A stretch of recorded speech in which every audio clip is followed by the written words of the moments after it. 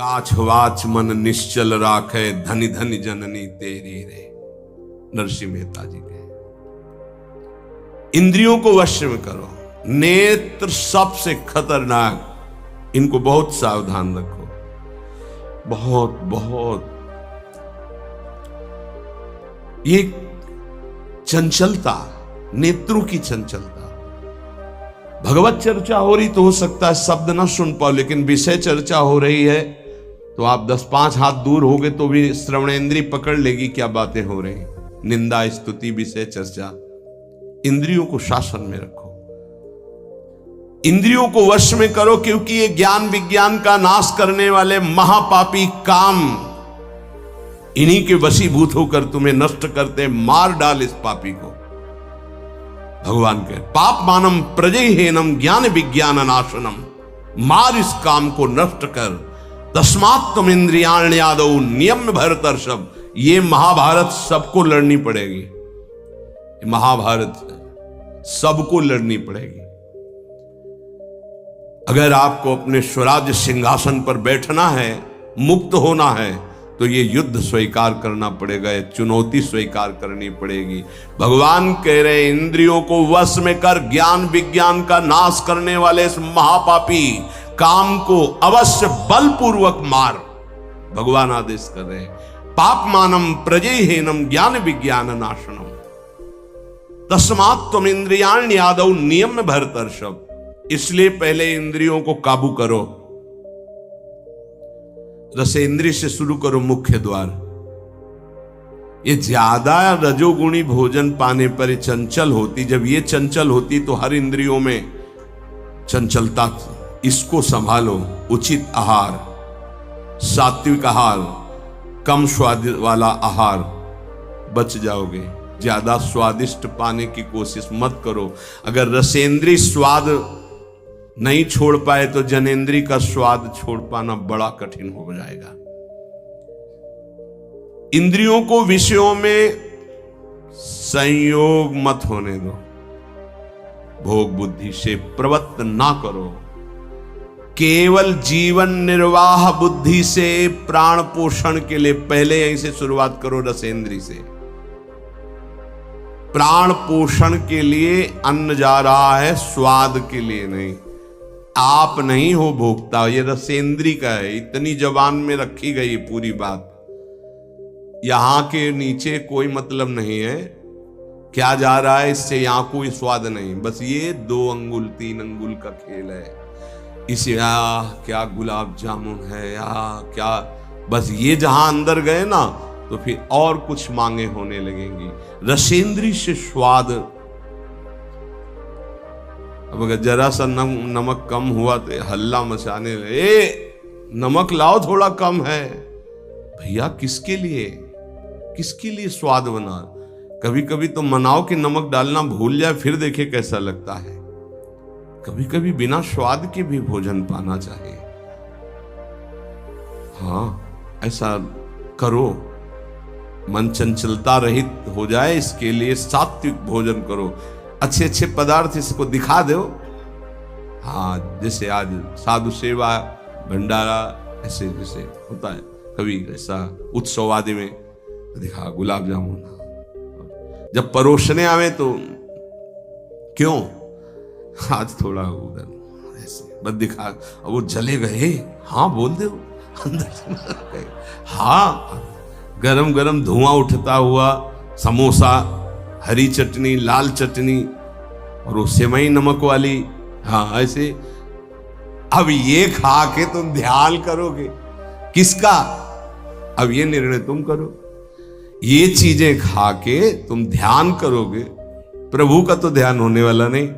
सात्विक भोजन पाने से हमारे अंदर भजन की वृत्ति बढ़ती है, और रजोगुणी तमोगुणी भोजन पाने से भोग वासना बढ़ती है, निद्रा प्रमाद स्थिति आती है। बिल्कुल सच्ची बात समझो, ये 3 गुणों से हर सामग्री बनी हुई। इसीलिए संतों ने निर्णय किया आप ये पा सकते हैं, ये पा सकते हैं, ये पा सकते हैं। खूब अनुभूति विषय है, इसलिए मना किया गया। आप ये नहीं पाएंगे। क्यों नहीं, भगवान ने तो सब कुछ बनाया है पाने के लिए, तो पाने के लिए भी बनाया है, तो फिर और व्यवस्था भी भगवान ने बनाई है। रौ रौ नरक, अंधतामिस्त नरक, ये भी भगवान ने बनाए हैं, तो इनका भी स्वाद आप लीजिए।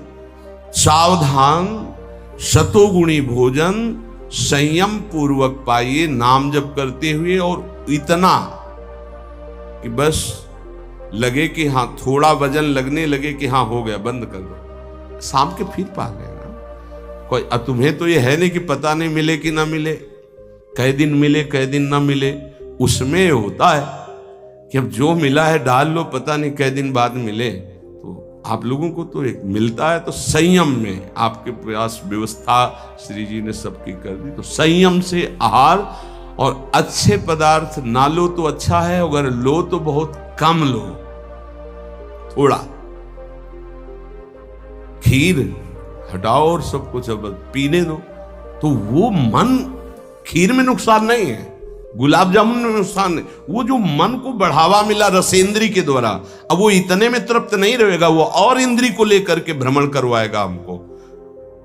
और जब इसको मारना, जैसे मन हमसे गलती करवा देता है तो क्या कहो, गाल में मारो, तो त्वगेंद्री पिट रही, उससे क्या होना है। इसको कैसे मारा जाए, इसको ऐसे मारा जाता है, ऐसे। जैसे गुलाब जामुन, भैया आज हमारा पेट दर्द कर रहा है, वो कहेगा नहीं, कहो नहीं नहीं, बिल्कुल नहीं कहेंगे। वो जो मन को पीड़ा हो रही, अब वो पिटाई हो रही। साधक मन को वो दुलार करता, पीट नहीं पाता। इसको पीटना सीखो, बहुत जल्दी ठीक हो जाएगा। ये कहता है आज ये देख ले, हाँ हाँ बढ़िया है, चलो चतुरासी जी शुरू करते हैं। वो कहेगा नहीं नहीं, चतुरासी जी शुरू कर। उसको मारना है तो उसके विपरीत चलना पड़ेगा। साधक से गलती होती, मन को मारना है, और वो मारता और किसी को है। आज ये नहीं कहे, आज ये नहीं, आज ऐसे नहीं, आज अच्छा। मान लो आप परिक्रमा दे आए, तो शरीर को पीड़ा पहुंच रही, मन को कोई फर्क नहीं पड़ रहा। मन जिसको चाह रहा है वो चीज उसको ना दो तो उसको पीड़ा होती है, और उस पीड़ा को आप अपनी मान लेते हैं, इसलिए दुलार करते हैं। इस राशि को समझिए, मन की पिटाई जरूरी है, और ये इतने सुरक्षित रहता है कि इसको दुलार करना होता है, पीटना होता नहीं। इसकी पिटाई है कि ये जब जो मांगे आज ऐसे, तो दिखा दिया कि हाँ देखो ये है, मिलेगा नहीं तुम्हें पाने को, और वो जलन पैदा करेगा। 5 ही मिनट का चांस है, 1-2 बार केवल आएगा ये कि गुलाब जामुन गुलाब जामुन, फिर बाद में तो मिलना। और रोज कौन मिलता है, हाँ नहीं कोई बात नहीं है, धैर्य रखिए। और अगर वहां सब कुछ बना हुआ साथ में केवल खिचड़ी, तो खिचड़ी परोसा लीजिए, और वो जलेगा, आप देख लेना वो जलेगा। ऐसा क्यों कर रहे हो, इसलिए कर रहे हैं कि हमें श्री जी चाहिए। बदमाश, तुझे हम जो दे, फिर इसके बाद हमसे और मांग करेगा। संतों ने इसको ऐसे वश में किया है। बहुत कठिन, बहुत कठिन है। अगर सामने से मिठाई प्रिय है और वो निकल जाए, आप परोसाओ ना, तो आप देख लो, कामा संजायते क्रोधा, भौं चढ़ जाएगी अपने आप से। कितनी बड़ी चूक हो रही है। परम पद फीका लगेगा, गुलाब जामुन मीठा लगेगा, ये बहुत बेईमान है। आप इस बात से मतलब सावधान रहें कि इसकी चाल में ना फंसे, इसकी पिटाई जरूर करनी है। मन कहां से पीटा जाता है, इसकी मांग को ना कर दो, बस इसकी पिटाई शुरू हो गई। ये कह रहा है ये चाहिए, उसके विपरीत नहीं। अब वो जलेगा, जलेगा, पवित्र हो जाएगा। और उसने मांगा, वो आपने दे दिया, अब वो और मांग रख देगा, वो आपको परेशान कर। तस्मात् त्वमिन्द्रियाण्यादौ नियम्य भरतर्षभ। हे अर्जुन, ये राग पूर्वक जब किसी वस्तु को पाता। अच्छा, और दूसरा उपाय, गुलाब जामुन पाना है, या 5 गुलाब जामुन, थोड़ा नमक ले आना और शांत। वो कहेगा नहीं नहीं, नमक गुलाब जामुन पाना, मिला लिया, अच्छे से नमक मिला लिया, गुलाब नहीं नहीं, पाओ ना गुलाब जामुन। ये उसकी मार है, पर ऐसा साधक मारना नहीं चाहता। सब्जी साइड में करके एकदम दोना में लग, रस सहित जे ही ऐसे किया, पूरा फूटा मुंह में। तो अब वो मन का पोषण हो रहा है। हर वस्तु का ऐसे ही, हर विषय का से ऐसे ही है तो अब अपने लोग मन को तो समझ नहीं पा रहे, उसको पीट नहीं पा रहे, वो हमको फंसा के पीटता चला जा रहा है। बहुत पीटता है, देख लो, बहुत पीटता है मन, बहुत पीट। इसकी पिटाई चाहिए। कोई गुरु कृपा पात्र इसको पीटना शुरू करता है, यही उसकी पिटाई है कि इसके विपरीत चलो, जो मांग इसकी हो रही है उसके विपरीत चलो। जैसे बहुत बढ़िया स्वादिष्ट सब्जी बनी है, अब उस खीर भी परोसी गई, तो खीर और सब्जी दोनों को मिला दो, न सब्जी का स्वाद न खीर का स्वाद, 2 रोटी 3, वो जलेगा कि यार तुम कैसा क्यों कर रहे हो, बस तुम कर लो ऐसा, तो रसेंद्री ठीक हुई तो सब ठीक हो जाएगा। शास्त्रों में वर्णन किया गया धैर्यवान वही है जो रसेंद्री और जनेंद्री को, बस 2 इंद्रियों की चर्चा हुई और तो सब अपने आप हो जाएंगी। और रसेंद्री प्रधान, रसेंद्री ना हुई तो फिर आगे जो राग पूर्वक भोग, कोई भी भोग किया जाए वो बिल्कुल द्रवित हृदय में छप जाता है, बार बार पीड़ा पहुंचाता है, ना चाहते हुए भी साधक का पतन कर देता है। यही है, ना चाहते हुए पाप कौन करवाता है। आहार का बहुत बड़ा फर्क पड़ता है। अगर हम आहार पर संयम कर लें तो निश्चित काम पर विजय प्राप्त की जा सकती है। अगर आहार पर संयम नहीं, उचित आहार से अब देखना खाते खाते मर जाते हैं, लेकिन खाने की इच्छा पूर्ति नहीं होती। यही चमत्कार माया का। 2 रोटी डाल लो फिर भजन देखो कैसा होता है, देख लो ना आप करके। खट्टी डकार आ रही है यहां से, फिर भी शाम के बैठे हैं, आलू का पराठा और चटनी ये और वो, फिर जाके पचाने में पूरी ताकत। भजन कैसे करोगे? थोड़ा भोजन करो, खाते खाते मर गए यार। आज यहां का, कल वहां का, परसों यहां का, संसारी पुरुष इसी में लगे रहते हैं। सुनो, उतना डालो जितना प्राण पोषण के लिए। कभी ऐसा देखो कि पेट में वजन ना आने पावे। अगर आपको भजन बढ़ाना है तो पेट में वजन ना आने पावे, ऐसे जब बैठो और भोजन शुरू करो, जहां लगने लगे कि पेट में कुछ आ, वहीं बंद कर दो। और एक दिन का अभ्यास, निर्णय करो कि 2 रोटी इतना इतना इतना होता नहीं। ये बार बार बांटना और बार बार पाना ये साधकों के लिए ठीक नहीं है। एक बार रखवा लो 4 रोटी से दाल सब्जी और बस खत्म। आपका घर है, आप श्री जी का प्रश्न, बस एक बार, और उसी को पाके अपना भजन करो। धिक्कार है जीवन को। खाते खाते अवस्थाएं बदल गई, बचपन से लेकर 50-60 वर्ष के वही खाने की इच्छा। कभी तो थोड़ा मन वही फंसाए है, मृत्यु आ जाएगी फिर भी खाने से तृप्ति नहीं होगी। एक बार इस रसेंद्री को काबू में किया जाए, भोजन पर सावधान, थोड़ा अल्पाहार, इतना जिससे हमारे प्राणों का पोषण हो जाए, सब ठीक हो जाएगा। आप देख लेना। अल्पाहार, अगर भोजन सुधार नहीं होगा तो फिर भजन में सुधार नहीं होगा। भोजन, बहुत प्राण शक्ति प्रबल है आपकी, ऐसे नहीं निकल जाएगी। बहुत प्राण शक्ति बलवान होती है। वायु, अन्न, जल उचित चला गया तो खूब साधना बनेगी। इसलिए कोई भी वस्तु राग पूर्वक सेवन न की जाए। ये ज्ञान मार्ग, भक्ति मार्ग, जो मार्ग के उपासक, उनको इस बात पर विशेष ध्यान रखना, चाहे गृहस्थ हो चाहे विरक्त हो। शास्त्र के अनुसार कर्तव्य कर्म होने चाहिए और राग रहित आहार विहार होना चाहिए। पूज्य श्री पंडित गया प्रसाद जी के शिष्य मास्टर बाबा, उनके पास जितने साधक रहते थे तो उनकी सब्जी में नमक नहीं, खीर में चीनी नहीं, ऐसे ही उल्टा सीधा बनता था। तो जानते हो कैसे साधक रहते थे? 2-4, जब दंडोती परिक्रमा लगा रहे थे तब वहां गए थे 2-4 साधक। जब शाम के मिला ना तो वहां कुछ पकड़ में नहीं था कि रोटी से सब्जी पाओ तो कुछ पकड़ में आवे, या दूध और चावल मिला के रखा गया तो कुछ पकड़ में, कुछ पकड़, न मीठा न खट्टा न नमकीन न कुछ। भगवत धाम को प्राप्त हो चुके हैं, बहुत अच्छे महात्मा थे पूज्य श्री मास्टर बाबा जी। ये बड़े बड़े महापुरुष ऐसी चाल क्यों चलते हैं? क्योंकि वो अपनी इंद्रियों को काबू में रखना साधकों को सिखाते हैं। काम को मारने के लिए सबसे पहले इंद्रियों का नियमन करने को श्री भगवान कह रहे हैं। तस्मात् तुम इंद्रियाण यादव, नियम में भरतर शब्द, इनको पहले कंट्रोल में करो।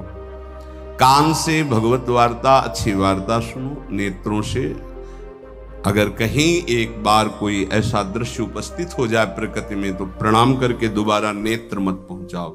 जहां आकर्षण हो वहां बार बार नेत्र मत पहुंचाओ। वाणी से कभी अश्लील संभाषण, गंदी बातें मत करो। खान पान संभालो, इंद्रियों को संभालो, ठीक हो जाएगा।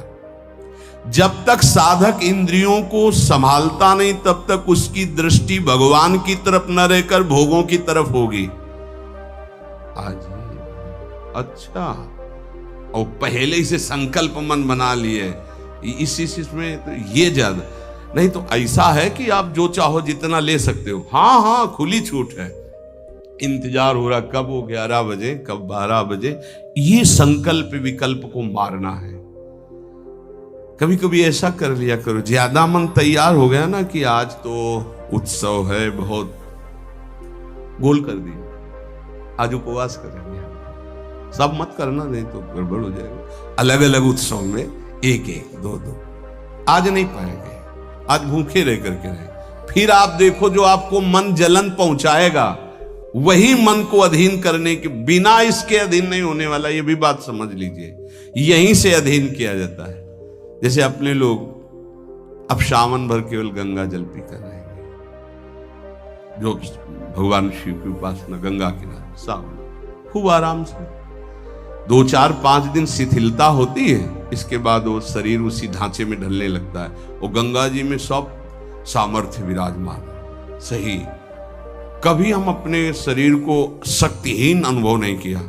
गंगा जल में इतना पावर विराजमान है, ऐसे पदार्थ विराजमान है। उस समय जब गंगा जल ही केवल है, बहुत सामर्थ्य उसमें। कभी ऐसा नहीं लगा, जब गंगा जल पीते थे तो लगता साक्षात माँ का दूध पी रहे हैं। एक विशाल अंदर से उत्साह प्रकट होता। 2 4 दिन के बाद शिथिलता खत्म हो जाती है और वो शरीर पचाने लगता है। जो अन्न की मांग करता है वो धीरे धीरे शांत होने लगता है। मनुष्य की प्रवृत्ति इंद्रियों की मांग को पूरी करने में है। आज तो घर में नहीं, आज चलते हैं होटल में खाएंगे। यहाँ के नहीं, गाड़ी में बैठे आज छठी करा वाले होटल। ये क्या है आज वहां, ये है क्या? अरे बोले जिंदगी का यही तो लाभ है। तो भैया ये जिंदगी का लाभ नहीं है, ये जिंदगी के लाभ को नष्ट करने वाली हानि है। शतोगुणी सात्विक भोजन बना के भगवान को अर्पित करके प्राणों का पोषण करो। वहां जा करके कौन किस भाव से बना रहा है, कैसी अपवित्रता या पवित्रता है, बहुत सावधान। सबसे पहले काम इंद्रियों को फंसाता है, जिससे उसमें विषय की कामना होती, फिर काम मन को अधीन करता है, फिर बुद्धि को अधीन करता है, और ये सब 1 सेकंड के कम हिस्से में हो जाएगा। एकदम फैल गया कि तुम्हें विचार करने का अवसर नहीं मिला। परंतु जो साधक इंद्रियों की कामनाओं में ही ब्रेक लगा दिया, भगवान कह रहे वो भावपूर्वक कर्तव्य का चिंतन करता है। नहीं, ऐसे साधक को शीघ्र भगवत प्राप्ति हो जाती है। ध्यान दीजिए, सबसे पहले इंद्रियों में ही काम पैदा होता है और विषय को विषय आकर्षण करता है। और विषय जब कामना पैदा होती तो विषय कर्म करने की चेष्टा होती, कोई भी कामना किसी भी इंद्रिय की। और जो विषय कर्म में फंस जाता है उसका पतन हो जाता है। और जो उपासक इंद्रियों की चाह को, कामना को पूर्ण नहीं होने देता, वो उसको कर्तव्य का बोध होता रहता है। जो अपने कर्तव्य का बोध करता है, मेरा कर्तव्य क्या है, वो शीघ्र ही अपना उद्धार करने में समर्थ हो जाता है, भगवत प्राप्त हो जाता है। एनम ज्ञान विज्ञान नाशनम, ये ज्ञान विज्ञान का नाश करने वाला काम है। तुम्हारा कितना भी अनुभव ढक देगा, कितना भी बुद्धि आपकी प्रवीण हो, बड़े बड़े जवाब देने वालों को लाजवाब कर देता है। ऐसा है, काम ऐसा है कि बहुत जवाब देने वाले को जवाब रहित कर देता है। उसका उत्तर नहीं दे पाओगे जब काम तुम्हारे अंदर प्रश्न करेगा। विज्ञान अनुभव साधना का सब ढक देगा, ज्ञान विज्ञान दोनों को। तत्व ज्ञान का यहां बात नहीं है कि ज्ञानी का शब्द है शास्त्र ज्ञानी से, बोध संपन्न महापुरुष से नहीं स्वात्मारामम विषय मृग तृष्णाम भ्रमयति। यहां भक्त जो अभी साधन काल में है, प्रेमी भक्त के नहीं।